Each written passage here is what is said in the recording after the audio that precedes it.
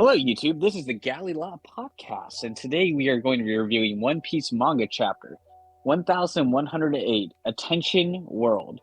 So I'm Akainu Fanboy, the other guy's Geboss. Please like and subscribe and leave a comment. Tell us your thoughts on our review and the chapter, and we love hearing from you guys, so that'd be much appreciated. So we see the pacifista thing, resume right here, basically, where we see some initial damage and the Marines are still kind of struggling with a lot of this stuff. But before we kind of get to that, let's just talk about the newest Nakama to the Blackbeard Pirates. He's truly going to be... okay, if he goes over, who do you think he's going to fight? Because they are... I think the Straw Hats and the Blackbeard Pirates are pretty much on par with each other. In terms of numbers. Caribou will fight Zoro. Okay, yeah. Yeah. Huh. That, I mean, yeah, I think that would be a pretty good matchup. Yeah. Mm-hmm. I don't know. I think that's kind of like the best way, best matchup right there for sure. Especially if Caribou starts shooting staircases at him, and everything. I think he'd be in some trouble. Yeah. But in all seriousness, I mean, we talked about this last week. This is pretty bad for the world. Yeah. Yeah, because Caribou knows about everything. Yeah, he knows about everything, and it looks like the Blackbeard Pirates are kind of lucky in their own special way. They've kind of they had luck with Impel Down, right? With Luffy breaking out, and they were able to go in and have an easier time freeing the level 6 prisoners, and then at the same time, with Marineford, they're able to take advantage of that situation, and now they're taking advantage of this situation where Caribou is able to wander because the Straw Hats are occupied right now with the world government, and now they get to learn about all these ancient weapons. Yeah. I still hate Caribou. just for how important that he's become. Well, everybody thought it was going to be Kaido who was going to find out about the secret weapons with that cover story, but that didn't come to pass. Yeah. So we don't necessarily have to get into this right now, but I think it's fair to say Caribou did not provide the food for Luffy to get back up. Yeah, I would say so too. I still, just after this chapter, I'm just going to say that Luffy kind of rolled his way over to the food machine. That's what I'm thinking right now. Because I still see Kizaru as a less likely candidate. But yeah, we can agree it's not Caribou just due to the distance, right? Yeah, maybe the anime will expand on it, or maybe it's being saved for a dramatic reveal later. Yeah, but I think we should just safely cross out Caribou, because if he's helping out Luffy, he would still be there to kind of help out. Mm-hmm. He would have just helped him out, then go this incredibly far distance, and then all the rest. So, yeah, he just wants to get out of there. He doesn't care about helping the Straw Hats, really. So, from what we can tell, at least. Mm-hmm. Yeah. So... so kind of moving on from there, we have the pacifistas. They're blowing up the Marine ship still. So I was mistaken last chapter. It kind of looked like the Navy was getting the upper hand on the pacifistas. But the main thing that's kind of holding back the Navy is they don't want to destroy their own units, basically. That's kind of where you have the Vice Admiral Bluegrass saying right there, Mm-hmm. If they were to basically destroy these units, they're just going to lose more units in the process, and they're going to be destroying their own units. So this is where they come up to the idea of going after Bonnie. And then it's kind of interesting because we have Vice Admiral Hound, and he kind of seems like a more of a good Marine because he's considered a possibility of calling off a Buster call. So he doesn't really care about the absolute justice of the Navy, right? Of having no embarrassment if possible, While Guillotine seems pretty upset about the whole thing, and then Doberman kind of gives the order, we need to take out Bonnie, basically. Yeah. And, I mean, this is skipping forward a little bit, but you were kind of right about, last week you were talking about the Vice Admirals going after the Giants. And I think you called that last week. But yeah, I kind of underestimated them because they're just vice admirals. But speaking of vice admirals, we switched to Tosa. Tosa. Yeah, I don't know. I was surprised because he looks like he's doing the Jabra move, the 10 finger pistol. Yeah. I was like, oh, that's kind of cool that we're seeing more of the 6 powers being used.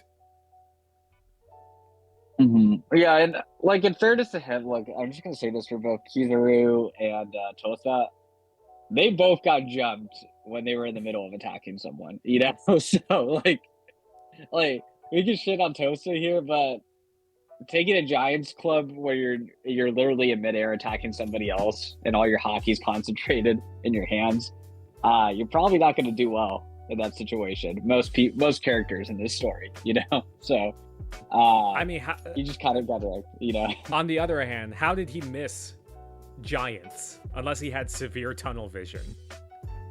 Yeah, that's a good point, actually. Yeah, I mean. Giants are kind of quick too at the same time. I don't know. Yeah, that is weird. They're stealthy. They're quick. They're quicker just because they're so big. But yeah, you're right. That is a little bit of a plot hole right there. Yeah. Yeah, I mean, it could be argued that he was just extreme tunnel vision because he was on his orders to take out Bonnie. Yeah. Right. Yeah. So that was a little weird, but it is cool to see all the Giants back and everything. And they get to have a good exchange and everything like that, which is cool. So Usopp hasn't met them yet again, which I thought was interesting. But Dory and Bragi are separating right now, and they're going to help out the Straw Hats. So maybe Usopp will be in contact with them soon. But it's interesting how Frankie, Kuma, and Atlas and Bonnie are all going with the other Giants right now too. So we'll see how that. Yeah, that might be. I can see these Giants being taken down basically because they're no-name Giants, and they're and we see the Vice Admirals coming in the next couple panels right here. Basically, like they're on the move now, basically. So, and Bluegrass seems to have some experience with Giants in the past too. Yeah. Just really quick, I thought it was kind of weird that out of all the Straw Hats who met with Dory and Bragi first, it was Frankie. And not Usopp. Well, I guess it would be him, Brooke, and Robin are like the only ones. Oh, I guess Jimbo too are the ones who haven't met them. Because this was before Chopper. You're right. Yeah. So it's the reason that they went to Drum Island because Nami caught the disease on Little Garden. That's true. Yeah. Which I didn't know, and because 4Kids cut it out. So yeah. So that is interesting that Frankie's the first one who's met. Yeah. So what do you think about these like Vice Admirals right here? So. Because Doll and Bluegrass are moving in, and they seem to be the only ones going in from what we can see. Yeah, I mean, I'm more inclined to think Doll and Bluegrass are more powerful, though, if I had to guess. I mean, I want to see more Doll action, but it was kind of surprising because she said like my commanding officer a little over 20 years ago was a giant, and Bluegrass must say, oh, that must have been Saul. So. She might have been involved with like the capture of Robin's mother, because I don't know if Saul's people were involved with the Buster Call after he deserted. But yeah, that's a good point. But it also like puts into question like how old was Doll at this time? How old is she now? Because unless she was like a cabin girl or whatever. Yeah.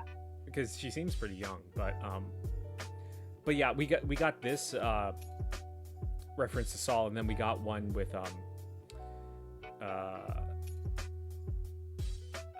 was it? Oh, Dory and Bragi say like Vegapunk. He's the one that Scholar mentioned, right?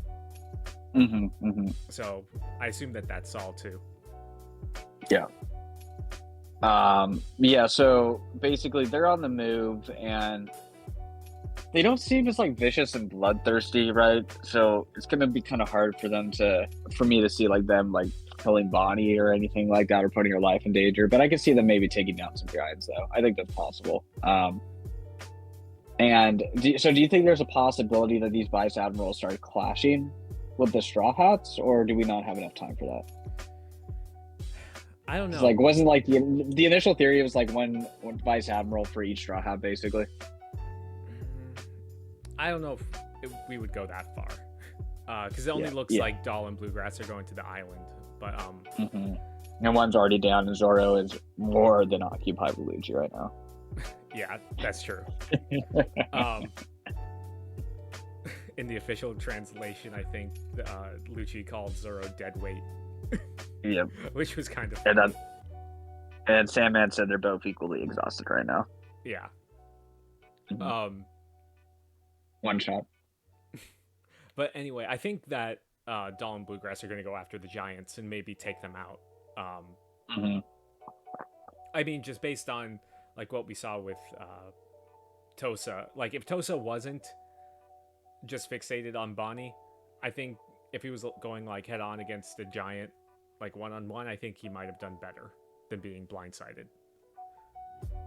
Yeah, no, I agree too. Yeah, it was blindsided, and I do kind of want to emphasize what Bluegrass is saying. Our fortune keeps flip-flopping. Giants are no joke. Have you ever fought one? Okay, Akainu Fanboy here. I've kind of been saying this for every review, like for this entire arc, back and forth. Navy gets the upper hand. Straw Hats Pirates get the upper hand, right? And so I'd say the past 3 or 4 chapters have been in the Straw Hats' favor. Right, they have the pacifistas, giants, Kuma came to help, Sanji had a good performance, right? So a lot of good like mini W's for the Alliance right here. But now I'm getting more, and also like the end of this chapter too, it looks good, right? It looks good for Luffy right now in the position he's in, but I think we could potentially see a lot of their good fortunes going away, as Bluegrass is saying, it keeps on flip-flopping. So well, I mean, I guess like the only negative is like Vegapunk not having much left in him, both physically and figuratively. Yeah. So I just kind of want to put that point out there. I think a good number of the giants might start getting taken down by the Vice Admirals. So, I mean, that it's possible. Not maybe necessarily the Vice Admirals, but they just might start getting overwhelmed in general by the Navy. Yeah, that's definitely a possibility. Although I think we're in the final part, if you will. We're in Act 3 of Egghead. I think that we're at the climax at this point, just based on the ending. Yeah. But yeah, do you want to talk about Saturn now? Yeah, he would be a cool pet. Like just looking at you like that when you're sleeping at night, just look over and you see him in the little aquarium, but yeah, no, he is frightening. Yeah, he's terrifying. And it's one of the scarier things I think Oda's drawn, but I do kind of find him interesting. I'm getting some vibes right now where he's kind of on his last legs a little bit, where he looks so feral and out of control, like he might go down this arc, potentially. So I don't know. That's just kind of a thought. It just kind of looks like his final form, I guess is another way of saying it, Yeah. What it seems like, it says like there's a strange look in his eye, and like we don't see any dialogue from him at all in this whole thing. So I'm wondering if he's like just kind of, maybe he's being controlled, like maybe Imu has some sort of control over him, or a type of awakening, right, where you lose your consciousness a little bit. Yeah. Or like it's like a Chopper's monster point where he couldn't control it, but like he willingly like puts himself in that state so that it's like more ferocious attacks, because you see like it says like he's completely coated in venom. Yeah. now too. So is this new, or do you think he's always been in Venom? Yeah, seems new. I think it's new because it shows him like melting the tree and everything. Yeah. Um, and yeah, which is this might be some form of a new awakening. Yeah, I'm kind of disappointed because we see just Luffy just tell Sanji to get out of here. Like, we don't even get to see them teaming up or anything. Although it's funny, like, Luffy's like, don't stop even if he's moaning about the pain. I do like how Sanji's being analytical in this situation too.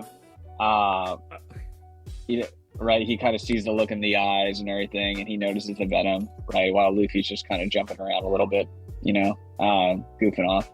Yeah, I do just want to say, I think that this whole sequence of Vegapunk, Kizaru, and Sanji I think this is an L for Sanji.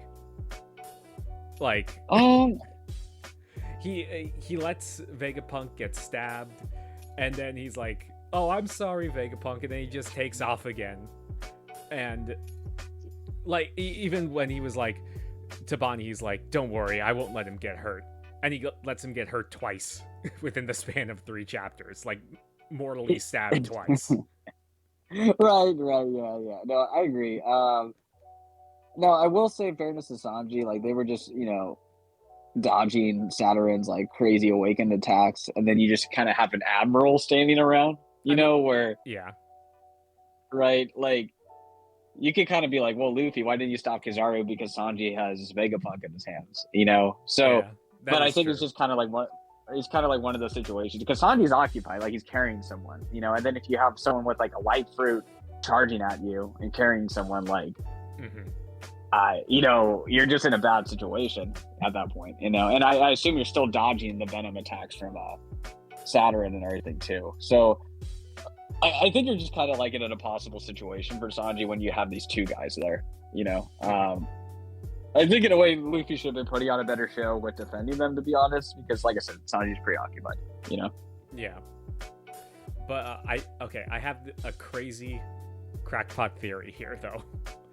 Because hit it. So we were talking earlier about like Kizaru's whole thing. Like, I don't know if he's good or bad or what he's doing right now, because you said like I think like he's taken several opportunities to try and kill like everyone, like Vegapunk, Bonnie, Kuma. But if he gave Luffy the food and he's like wavering on like killing Vegapunk or whatever, so I kind of lined up where Saturn stabbed Vegapunk in the last chapter or 2 chapters ago or whatever. It kind of lines up with where Vegapunk stabbed, or where Kizaru stabbed Vegapunk. So yes, I'm just wild theory that he stabbed him through the already existing hole. Because like after we see like him stab him, like he has like his eyes shadowed again. If you want to have the most charitable reading of this, otherwise he just stabbed Vegapunk. And I told you this off stream, but I think I think that's possible, but I think for me personally, I think it's just like he thinks Vegapunk's dead already, so he might convince Saturn. If he is trying to get Bonnie out of there but still keep his job, he's gonna like, okay, Vegapunk is dead anyways, I'm just gonna shoot him again because he's basically almost gone. Because honestly, maybe he sees it as like, I'm putting this guy out of his misery. I don't want him suffering. I mean, anymore. that is true. Because like with Bonnie, there was a lot more hesitation there, and I also think he cares about Bonnie a lot more than Vegapunk in relation to Kuma and the heartbreaking story. I think Vegapunk's kind of like a pal, but I think with Bonnie, he actually just feels more like guilt with the whole thing. Because remember, oh man, was it like last chapter or the chapter before that? But he says like it's something to the effect of it's all over, isn't it? Yeah. And I think my frustration with people, it's like, oh, he's just a mindless drone of the Navy. It's like then you're ignoring all those other panels where this is the first time in the entire series where you've seen moral conflict with Kizaru. We're just like disregarding all those panels, you know. So like I guess there could be a couple ways you could read him shooting Vegapunk right here, but I think it's kind of fair to say with Bonnie he was kind of holding back. So I don't know, like there could be a lot of ways that I do think Oda's throwing us for a loop. Because it wasn't just like one panel where Kizaru side kind of seemed conflicted, right? Where he made theories and nothing came of it. This has been a consistent confliction with Kizaru throughout, like, I don't know what, the past 20 chapters maybe? Yeah, I think ever since we left the flashback. Yeah. And then even in the flashback too, they emphasize the camaraderie with the Kizaru too. Yeah. Where if he is doing something to help them get away, it's more believable because they're already establishing it in the flashback already. You know, like I don't think he's like the true antagonist. That's more Saturn, who wants to kill them no matter what. And then this guy's just kind of stuck in the middle, and like in a kind of a Garp role. Right. So I don't think you could call Kizaru the true antagonist here, even though I think he's like the strongest person on the island right now. Even stronger than Luffy after this last page? Well, I mean, we saw that like what when he first turned Gear 5 as well, right? The same. I mean, like it was a cool panel. I'm not trying to. I'm just saying like him grabbing Kizaru. That's what you know. Yeah, but I mean, I think this is the first time we've seen Kizaru bleed. I mean, besides like Rayleigh. Yeah. But yeah, I think this is like the first time that, because like Kizaru like has exclamation points like in both the panel, like before and after he got grabbed. So yeah. Also, I just want to say that this panel goes like hard as fuck. Oh no, it's sick. It's awesome. Yeah. No, like Luffy's come such a long way. It looks great. Yeah. Like people are saying, oh yeah, he's definitely like Yonko level now. Like Yonko, like he looks like he lives up to the title now. Like yeah, totally. Holding an admiral in one hand and face palming the Saturn like a basketball. No, I mean it's awesome. Like he's come such a long way, and the arch is sick and everything. Yeah, no, it's great and everything. Like I think now in terms of like the power level thing you brought up, like I think it's just like kind of just a back and forth between them, you know, both Kizaru and him, and you know, Kizaru was just again trying to kill Vegapunk. Like, and from what we could see, he was trying to go after them a second time, right? But then Luffy got him again. You know, kind of surprised him. So whenever Luffy does get a hold of him like that, it's usually in a surprise context. You know, I'm not gonna say like it's like a complete like overpowering. Is what I'm trying to get across. You know, like I do think they're like basically even, both Luffy and Kizaru at this point. You know, so not trying to downplay Luffy. I'm just saying that is the context. Like Kizaru was in pursuit of Sanji, and then he grabbed him. You know. Yeah. So. Like Toso, right? Is that the guy, the vice admiral? Yeah. Same energy. Sure. Same energy. Same level of hype. So okay. I guess I have two questions for you before these last panels. Okay. Is Saturn stronger than Greenbull? Yes or no? Yes. Really? Okay. Yes. I think just based on his powers, because he can like freeze people. But yeah. I think the past couple of chapters, I got to put him under the admirals now. Well, I think Luffy being at a level where he can kind of spar off with two admirals and survive, two admiral level characters and survive. I don't think he's at that point yet. Me personally, because I don't think we even saw old Whitebeard do that. I I think just the regeneration factor also has to play into our analysis.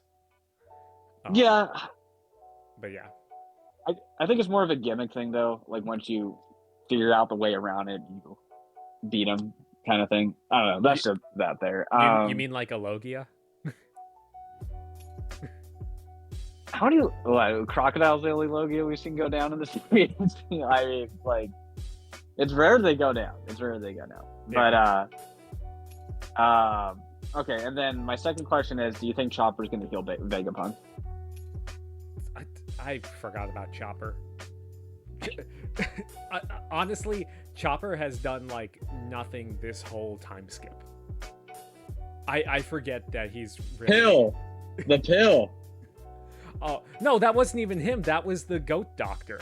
Oh, you're right. Oh my gosh, the goat doctor. The goat doctor took the shot away from Chopper. Oh my gosh. He's surely the goat. But no, maybe.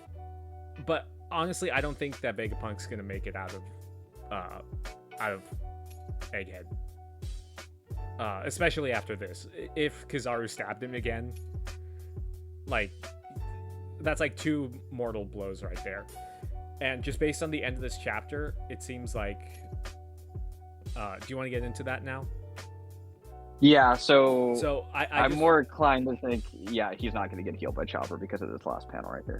Yeah, because Sanji's like, don't die on me. Hey, what are you smiling about? And it's like, okay, so Vegapunk, I assume that Vegapunk set it up where if he's dying, like it's attached to his heartbeat or whatever. Oh yeah, because you can see like a heartbeat monitor in the one panel. That if he dies, this message will be sent out to the world. Which is the event that we've kind of been speculating, the incident of Egghead. Yeah, I will say that we get a W for that, because I think that we expected that. We were going against the theory that Luffy and the Straw Hats were going to defeat Admiral Kizaru and all the Vice Admirals and destroy the Buster Call and defeat Saturn and have a complete total victory, which a lot of people were pushing that at the beginning, and people were very, very insistent on that point, you know? Yeah. But yeah, I wonder if this is going to lead into another flashback, or what do you think? Because this is a very interesting cliffhanger to leave it on. Yeah, I think there is a chance that flashback does start. Which I kind of another flashback. I don't know if I'm looking forward to that, even if it's hype, or because I kind of want to see the conclusion. Not like it's been a long, drawn out arc, but it's longer than Punk Hazard and Marineford, which is wild to think. It's been going by so quick and everything, though. Yeah, there's just a lot happening. Again, when you have limited things to focus on, unlike Wano, you can tell a pretty compact and cohesive story. But yeah, I think that how about this? Do you think that there's a thing where a chance that the message doesn't go out, or that it'll be censored in some way by the government? No, I think it's going to go out because the government's kind of losing control of the situation. That's what I kind of. What I probably think. Yeah. But no, go ahead. Yeah.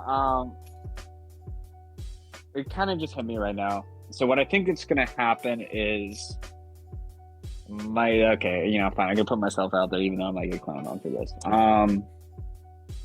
The Marines get the upper hand. Kizaru starts to get the upper hand on Luffy. And what interrupts the fight is that robot giant reactivating, maybe doing like a critical hit on Saturn, something to that effect, right? And then that's what's going to trigger the full-on retreat where they're all going to get out of there, basically. I keep forgetting about the giant. Right, so the giant's going to be on the table, but also another thing we keep on forgetting, the Seraphim. And I think the Seraphim are going to be regained control of by the government too. which is going to force the Straw Hats even more like, okay, we got to get out of here. Mm-hmm. Like we're losing like everything right now. So they're kind of like the Chekhov's gun right there, you know? Wild theory. I literally just thought about this. So we can assume that Katarina Devon's powers work the same as Bon Clay's. So if I see where you're going. Yep. Yeah, so if Caribou knows about the Seraphim, she could transform into Saturn and take control of them and take them off the island. Let's go. Boom. Theory. Imported here at the Galley La Podcast. Yeah. So that's kind of where I'm at. I think, again, going to Vice Admiral Bluegrass, and I've been saying this for weeks and weeks, the flow is going to turn again. And I do think Luffy and Saturn may gain... Kizaru and Saturn might gain the upper hand on Luffy. Mm-hmm. Yeah, it could be. But I'm more interested to see what this information is going to be about, and how do you think it's going to be broadcast? Like, it's going to hack into all the like video snails. Because like news careers and everything. I think that's possible. Well, I mean, like, I don't know. Maybe that's a deal. Big news board games. It might be his boy. Who knows? You know? Yeah. Because if this all this information gets out, this could effectively. I think we've kind of speculated about this before. Like, there's going to be a division between the good Marines and the Marines that are going to side with the or let's say the morally good Marines and the Marines that are going to side with Emu. So I think that this is going to lead to that. Yeah, especially again, the mindless drone Kizaru, quote unquote. We've been seeing a change of him already throughout this process, and I thought Kizaru would be one of the least likely Marines to have that change, you know. But I think him seeing Saturn and just having this whole thing with Bonnie could change his heart. I don't think it's going to put the good Marines as like Nakama with the Straw Hats, but I could see them as an anti-villain or just another faction, you know, potentially too. So that's kind of more my thoughts there. And I think like kind of my last point I do want to just put on the Kizaru thing is like, if you were writing Kizaru as someone who helped Luffy, but he's also wants to keep his job, right? Wouldn't this be the way you would write him in terms of like maximizing tension, narratively speaking? You know, you kind of plan to see like, okay, that might be Kizaru, but then you disregard the theory because of all the stuff he's been doing and fighting, right? But then at the end of it, you provide a twist with that buildup because you've seen nothing but antagonism during this whole time, some sprinkles of doubt, right? And then it's like, oh, wait, it was him all along. We'll think about all the way back to that part, right? And I think it would have more of a shock value there. Like, of course he's going to shoot Vegapunk, right? Because, like, if Kizaru is the one that did help him, like, you know, he's going to want to make that a twist, and he's not going to give any inkling that he's on their side, right? So, especially how Oda does, he likes to do these diversions and everything like that. And I think true unclear justice would look like that too. It wouldn't look like, oh, hey, I have some doubt and now I'm just going to be a mindless drone for the Navy, right? I think it would look more like this, where it's like, I helped out Luffy, but I'm still trying to kill them. I think that's a better example of unclear justice at the end of the day. And I don't really think it makes sense to have the kind of more Occam's razor view of just like, okay, he had some doubt and now he's just trying to kill him again, and that's it. You know, we had all those panels of showing that moral confliction, and now we're just not going to do anything with it. So I don't know. That's just me. That's my last point on that topic. Yeah. No, you bring up some good, interesting points. Like, I definitely see how that could be the case for that. Yeah, and I could be wrong. No, totally. I'm just saying this. Yeah. That's just kind of my position out there. And look, I don't go with the flow of a lot of the people where it's like, I know you're an Admiral fanboy. Well, Eva's the final villain. Oh, no, the Blackbeard. You know, like Luffy and he's going to defeat Kizaru and all the Vice Admirals. And oh, wait, no, actually, yeah, it's Vegapunk's going to release a message to the world now. Oh, that was always going to happen. So, yeah, I tend to be more of a contrarian in the theory space, and I will admit that. I definitely hold my ground with a lot of this stuff.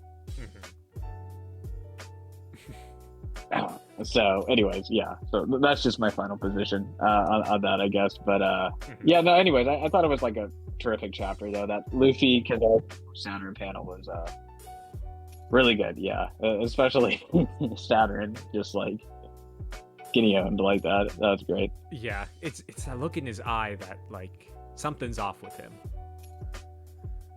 He needs another Zo pill. Yeah.